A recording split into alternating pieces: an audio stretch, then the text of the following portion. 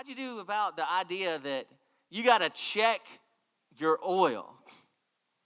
Anybody here ever ran a car, like we call it like this? Everybody ever here drove a car and you ran it slap out of oil? That's what you call it. You know, you don't just run it out of oil, you run it slap out of oil. And that's what you say, you run it slap out of oil. Anybody ever done that? Slap out of oil. I see that hand, sister. Yeah, anybody over here? I see slap out of oil. Dominique, slap out of oil. It's bad news. It's time to buy a new truck when you got to put more oil in it than you do gas. It's time to get a new truck. Like the guy that said, somebody did $500 worth of damage to my truck today. I said, what'd they do? They stole it. They did $500 worth of damage. They stole it. I mean, I ran my car slap out of oil one time. It was not a good day. It was not a good day. But I called the junkyard, and they came. I got $50 for that old car. I was so excited. $50. I thought to myself, man, I didn't even know it was worth $50. With oil or without oil. It was done. It was over. Last week we talked about that in the context of this sermon series, What's in Your House? We learn in the book of 2 Kings chapter 4 about a widow woman, and a widow lady, an older widow lady was the most weakest member in society. The social safety net was God himself and her family. And so her husband was a good man. He studied under the prophet Elisha. Now, Elisha was the protege, the under prophet of a prophet named Elijah. And Elisha, if you track it in the Bible, he did twice the number of miracles to direct God's people back towards God in repentance that Elijah ever did. And then Elisha started a training camp for prophets. It's called the School of the Prophets. And this woman's husband was one of those men in the School of the Prophets. And so she speaks out to him. It says, the wife of a man of the company of the prophets cried out to Elisha. Now, men, have you ever been there when a woman cried out? It got to you, right? I mean, she cried out. And there's a certain pitch with tears a woman can get to. And you can't hear anything else. It leaves your ears ringing for like an hour afterwards. It's wild. And she cried out to him, and she got to that pitch. It's like, what's going on? He listened to her. She said, your servant, my husband, is dead. She starts out, your servant. Do you feel this? Do you know this? Your servant, my husband, is dead. And you know that he revered the Lord like he's good. She's saying he's good. And well, I don't know about God. Is God good? God let this happen. And maybe Elisha, like all these people raised from the dead, all these beautiful things happen. And you didn't do anything. He died, and you're the prophet, and he was in your prophet school, and he loved God, and it happened. And Elisha says these words to her. She says, but now his creditor, he's a good man, but he had a credit card problem, I guess, or something. Now the creditors are coming, and aren't you glad you didn't have this kind of credit problems? They were allowed to take your children or your family member as slaves to pay off the debt. This man was going to execute his legal prerogative. In verse 2, Elisha says, how can I help you? The best words ever. You get in a situation and somebody's hysterical, the best thing you can say is, how can I help? And so he follows up that question with another question. How can I help? And she's like dumbfounded, like, fix it. She didn't know what to say. She didn't respond. And so an awkward pause, and he says, what do you have in your house? What do you have in your house? She says, nothing. I don't have anything at all. And then he waits another minute. Like sometimes silence is more important than words. gives her time to think. I don't have anything. Then, well, I have a little bit of oil, and I'm going to bake some bread, and me and my son are going to eat it, and we're going to die. That's all we have. Elisha says, go around and ask all your neighbors for empty jars. And we started this passage last week learning about it. We're going to just dig everything we can out of this amazing passage. Go ask your neighbors for jars, and don't just get a few. He wants to stop her from just getting one or two.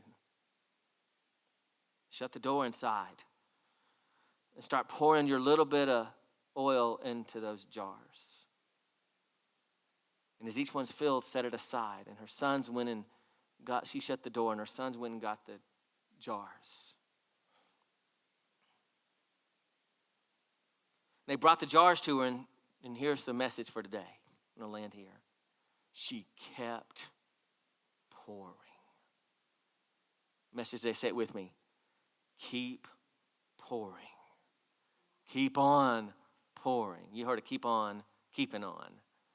This is keep on pouring. We're just going to land there today.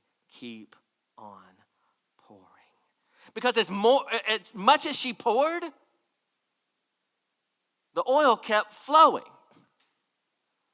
Let's set up a gas station in this woman's house. She's got oil. I don't know what kind of oil it was. It was like that olive oil, it was the extra virgin olive oil, the extra virgin olive oil. So because when God pours it, he pours the best. And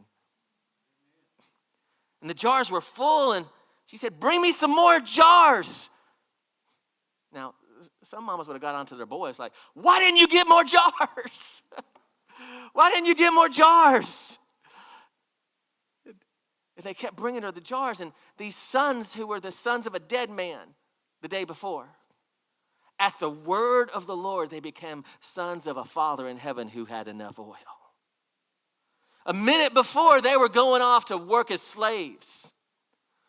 Well, because she kept on pouring what she didn't, listen to this, she kept on pouring what she didn't think she had. Her sons went from being those who would be in debt to those who had their debts paid off and were free. We worry about that with children, right? Are they going to have debts like us? Or what are they going to have to live with our debts? There's nothing more crazy than a parent when they see their children living with their debts, and they can sometimes add more debts on because they feel guilty, and they make the child feel guilty for living with their debts, and they want to stop it. Because she kept on pouring, they found freedom. It says when there's no more jars left, the oil stopped flowing. In verse 7 it says, she went and told the man of God, and sell it. She said, sell it. You had no job yesterday, and now you're an oil tycoon. You're on it today. You're unemployed, waiting for somebody to give you a job, and now you can give other people jobs. All this oil. So the message today, keep on pouring. My question is, what do you have left? What do you have left? In the process of healing that we watch, people go through stages of grief, steps to recovery, all those things. But there's this critical moment in life when we stop asking why and start asking what. Because as long as you ask why, and it's okay to ask why at first, but sometimes our whying just makes us end up crying. But in our whying, as long as we're asking why, we haven't begun to move forward yet. Remember the psalm, though I walk through the valley of the shadow of death, I'm walking through it. As long as I'm asking why, I haven't moved to what am I going to do. And from every cancer survivor I've ever known, everyone who's ever been betrayed and walked out on, from the people who created the ice bucket challenge, for ALS. To the people who've gotten dramatic laws passed to change culture and society with civil rights.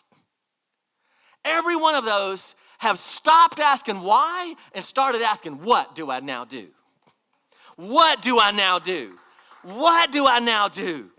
And her sons learned from her.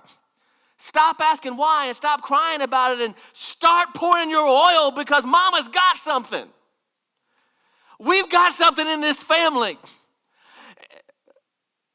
Not much, but we don't have nothing. Stop saying nothing because you have something. It ain't much, but it's not nothing. So, what do you have left?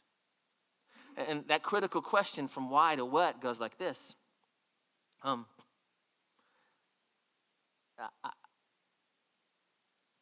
why did it happen to what I'm going to do? Why did it happen to what I'm going to do? Now, here's the issue. And if your feet get stepped on easily, pull them back in under the chair for just a minute, okay? Pull them in, okay? Your feet are out, then it's on with the Bible, okay? What you have is what you need. What you have is what you need. The experiences you have are the experiences you need. The resources you have are the resources you need for right now. The love you have is the love you need. The job you have, is the job you need. The marriage you have is the marriage you need right now. What you have is what you need. And here's the part that can be kind of like not preaching but meddling. You know, the pastor, he went from preaching, now you're meddling.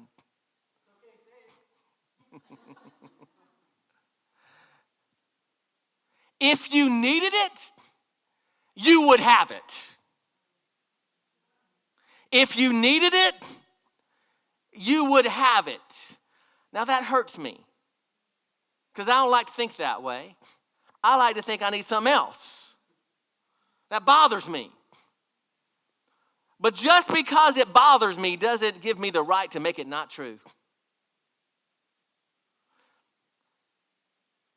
If I needed it, I would have it. And the reason I don't have it is because I don't need it. And if I focus on the thing that I don't have that I think I do need, I'll never pour the oil that I do have that I do need. And you need more of what you have. It's not a lot, but it's not nothing. The strengths you have, you need. The experiences you have, you need. What you have is what you need. But sometimes we got to get desperate, like she did, to be willing to pour our own oil. Now, here's my question. How long did she have that oil? She had it a while, didn't she? Did she have it before she talked to the prophet? Yeah. Did she have it when her husband was alive? I think she probably did. They use olive oil in everything. It's what they had. They have olives. You have, like, lemons make lemonade. They had olives. Make olive oil. So, but sometimes you got to get desperate. There's a story I heard of a priest and had a young man in the congregation come to him, and he was a man of the streets, and he was having a lot of draw to his sinful lifestyle. And sometimes you come to church because you want to. Sometimes you come to church because you feel like you have to. If I wasn't here, there'd be some place I would be that I shouldn't be. And that was this guy. And he went to the priest and he said, I want to want God like you want God. And the priest said, no, you don't. No, I want to want God like you want God. You don't want to want God like I want God. He said, no, you don't understand. I'm not lying. I mean, like, I think I know myself. I do want that. Don't tell me I don't want what I want. And he said, okay. After a couple of days of him saying that to the priest, he said, okay, come back tomorrow. Now, this parish was right on the beach. Oh, man. It's good. So the man came back the next day, and And he came into the parish office, and he went out with the man, and he went down with the priest to the man to the beach, and they walked out into the sand, and the guy didn't know where he was going or why he was going there. It was like following the priest through the sand. You want to want God like I want God. And he walked out, and they got ankle deep, and the priest kept going, and they got knee deep, and the priest kept going, and waist deep, and the priest kept going, and shoulder deep, and the priest kept going. And he looked the man in the eyes, and he said, you still want to want God like I want God? He said, yes. He took his hands on his shoulder and pushed him under the water and held him down and shook him a little bit. The guy's thinking, this priest's trying to kill me. Like, I mean, I want to want God. I don't want to meet God. Like I'm right here. And all this, his life is flashing through his eyes, and he's thinking all these thoughts, like I'm going to meet God, and the priest is going to kill me. And he lets him up, and he's breathing. He's breathing. And the priest says, you okay? Pats him on the back a little bit. You all right? Yeah, I'm okay. Oh, man, thanks. What are you doing to me? Well, you okay, right? The priest did. He pushed him under again. And by that time, he's thinking about like, man, I don't know about this priest. Maybe I should change churches. I don't know. Like, man, I don't know about this. And like he's thinking like, I thought we were Catholic. This guy's trying to baptize and drown me. What's up with this? Like I thought we were Catholic, man. And he lets him up and drags him up on shore. The guy can't even walk. He just pulls him up on the shore. And the priest says, you want to want God like I want God? You got to want God like you just wanted air. You got to want it like you want air. And sometimes you got this oil. And you can't access it. You can't access that oil because you're not desperate enough yet. You're not desperate enough to access your own oil. You spent your whole life living off other people's oil. And sometimes we spend our whole lives going to somebody else and saying, my husband's dead, this has happened, and this has happened, and this has happened, and just wait and saying, like, see, I'm going to see what you're going to do now. And when God comes back and says, what's in your house? And you think, I got rid of it. I promise I got it out of the house. No, I'm not talking about what's in your house that shouldn't be in your house. I'm not talking about what you repented from doing. I'm talking about what you need to repent from not doing. Do you know there's sins of commission, doing, and then there's sins of omission, of not doing. And I'm not here to make you feel guilty about not doing something. I'm just here to show you where the oil is. And after a certain point, you can't use anybody else's oil. Why? Because it's not your oil. And if you use their oil, you got to track them down again and extract it from them somehow. But you have oil. And what's your oil? What's your oil? Your oil is the thing that you can pour out that blesses other people. That's your oil. I knew a guy one time, he's a pastor I worked with. And his favorite thing to do in ministry was the things he wasn't good at. And when I say not good at, he was horrible. Awful.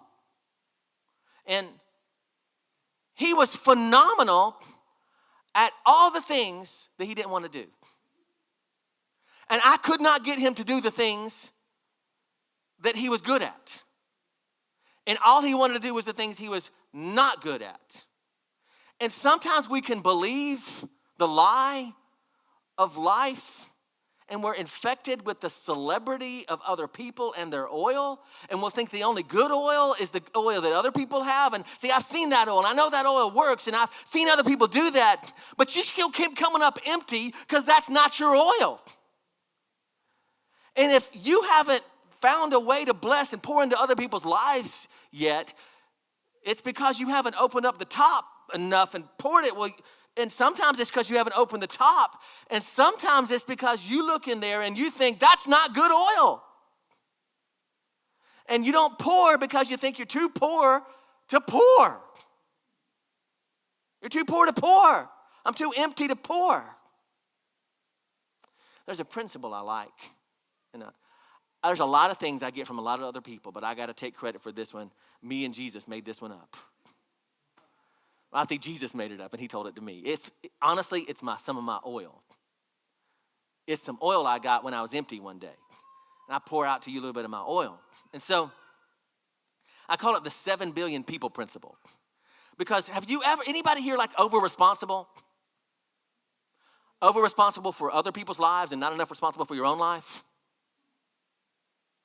How do you know when you'd rather do anything but work on your own garbage? And you look for people who have got garbage and then complain about them for having garbage while you're not dealing with your own garbage. You're over-responsible for everybody else. Now, that's an extreme case. The lighter cases go a little bit more like just you can't sleep at night, worrying. Yeah. And the 7 billion people principle is great for me because I come across a lot of needs in life. Do you come across a lot of needs? A lot of needs. Because there's 7 billion people on the planet, and God made all those people, and I'm not better than them. And if I'm an over-responsible person, I will think that I've got to meet all the 7 billion needs, but God's got 7 billion other people, and he can assign, there's God, and then there's that need, and then there's 7 billion people, and he can put somebody else there. And they probably can do it better than me, because if I look in my oil and I think I need to go tank up, then God's got somebody else who's ready to flow. And so, but the problem comes, it's not like if you're kind of a lazy rear end person, then don't obey the 7 billion people principle because you're just looking to get out of something. But there's that, and then this week in this passage, I realized there's kind of this corollary to that 7 billion people principle. Because if there's 7 billion people in the world that can meet a need that I'm unable to meet, then there's 7 billion people in the world that can meet my needs too through God. I had a mentor that told me one time, a pastor mentor that told me this. I was dating girls as a teenager, and I was like praying about the right one. And I was like, man, she loves Jesus. She's got a Bible. She knows how to pray. She comes to church. She's good. Be fine. And I thought she was the right one, and I thought somebody else was the right one. I thought somebody else was the right one. And this mentor, discipler of mine, I mean, he's sick of me. And he said, David, let me tell you something. Been through things with a lot of people. And he said, let me tell you this. Never put a face on the person you're going to marry until you're standing at the altar with them. Never put a face on it, because as soon as you put that face on that person, then you lock out every other option when things go bad. Because you can't fix it after you get married. I thought, okay. I was going to the altar, getting married to Melanie. I was thinking, okay, face. But it's not just for marriage, is it? Because sometimes we can think, God, until you fill my glass with that person, until that one gets better, I will not be, God, I won't be encouraged until that person is encouraging to me. I won't be blessed until that person is able to bless me. I won't be filled, God, until you use that person, God, until you turn that one around. That's the one I'm burdened for, God. I won't be encouraged. I won't be blessed. I won't be happy until, do you hear yourself? Maybe you never did that. Or maybe you did that, you just didn't know you were doing it. But God's got 7 billion that ones. And if you want to be able to pour some oil, then you got to stop trying to drink from empty glasses. God's got a lot of full glasses to encourage you from. You get up tomorrow morning and think, God, 7 billion people in the world. I'm so excited for who's going to love me, encourage me, bless me today, God. You're going to bring people into my life that are on my side, God. You got 7 billion people in the world, God, and then there's you, and you're in charge of all them, and you can direct all of them, God. God, you're going to bring somebody into my life, God. I don't care what face is on their face, God. I don't care what their breath smells like, God. I don't care what words they use, God. I don't even care if they like me, God. But you're going to use something, God, and when I get encouraged, and when I get blessed, and when I get loved, and when I get pointed in the right direction, God, I'm going to count it as though it came from you. Because you know what oil I need. And then when you give me my oil, the first thing I'm going to do is I'm going to pour my oil. And here's the strange secret in life. sometimes you got to pour your oil before you get your oil. It doesn't make sense, right? It feels like, how can I pour if I don't have anything? Do you want to be stuck in the man and womankind's logic for the rest of your life? That's not logical. I can't pour it if I don't have it. Right. It's supernatural. Well, I want a miracle, but I want it to make sense. Your miracle's not going to make sense. Well, I can't get started until it makes sense. Well, see ya. I'll take another one of the 7 billion people because you're not getting a miracle. The more you pour, here's the secret.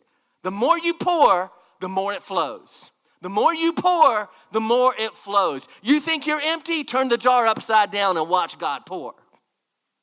You think you're failing? Turn the jar upside down and watch God pour. You're not too poor to pour. The more you pour, the more it flows. The more you pour, the more it flows. It only flows when it's poured. See, that's the thing. It only pours when it flows. The blood in your body only nourishes you when it flows. When it flows. Your bones, the marrow in your bones make more blood. The blood stops flowing in your body. The marrow stops producing in your body. You can bleed, you can give blood, and guess what happens? You get more. Now, don't do too much at one time. But the more it pours, the more it flows.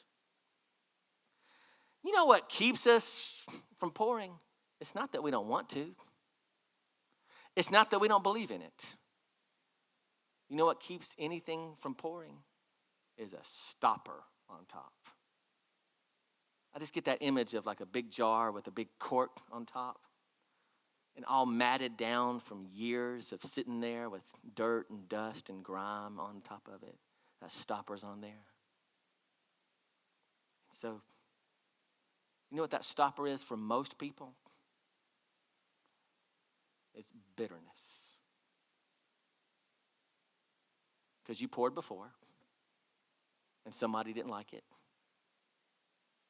You were open before, didn't work out. Oh, you used to minister so much, right? You used to show up to things, do things, and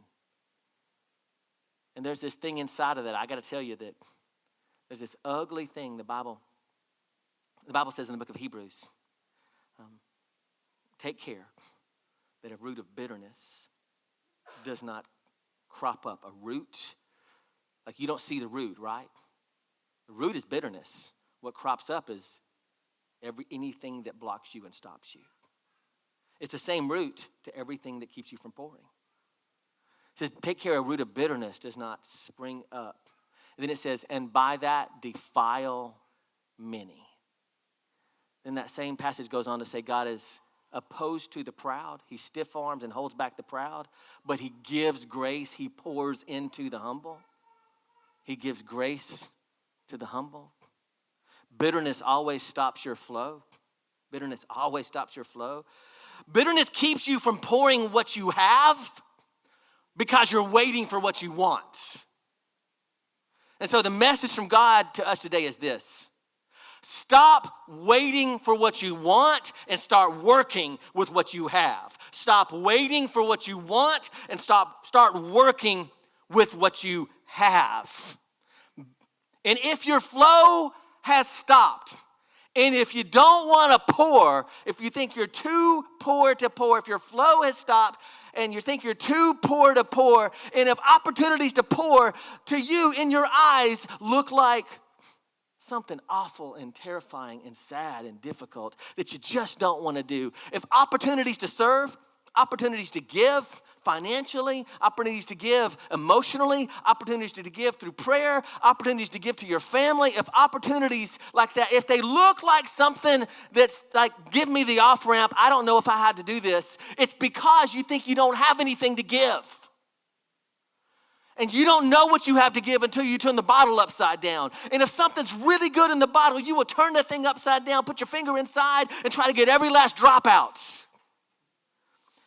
bitterness keeps us from it. And behind everything of bitterness is one thing. It's unforgiveness. And behind every unforgiveness at a person, you know what's behind every unforgiveness at a person? Pull your shoes back in, okay? I'm sorry. Is really unforgiveness towards God. You know why? Because God could have stopped it. And I'm talking about our thinking now. God allowed it to happen. That's why God says, unless you forgive your brother, who you can see, how can your God forgive you? Because your unforgiveness towards that person, that anger at that person, is really behind that. God counts it as unforgiveness towards him who made that person.